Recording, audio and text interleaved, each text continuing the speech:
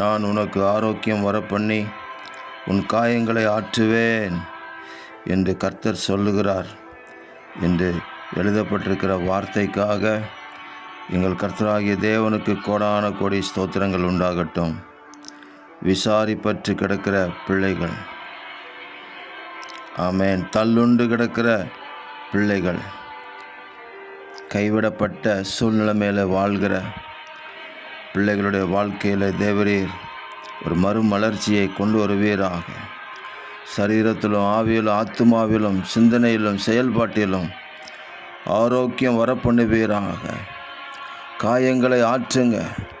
மனதளவில் உண்டான காயங்கள், எண்ணங்களிலே உண்டான காயங்கள், இருதயத்திலே உண்டான வருத்தங்களையெல்லாம் நீக்குவீராக.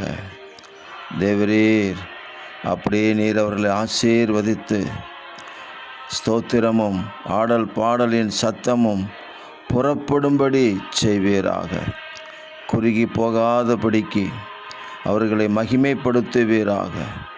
அவர்கள் சிறுமைப்படுவது இல்லை என்று சொன்னீரே, அந்த வார்த்தையின்படி சின்னவன் ஆயிரமும் சிறியவன் பலத்த ஜாதியும் ஆவானாக. இரட்சகர் இயேசு கிறிஸ்துவின் நாமத்தில் ஜெபிக்கிறோம் பிதாவே. ஆமேன், ஆமேன், ஆமேன்.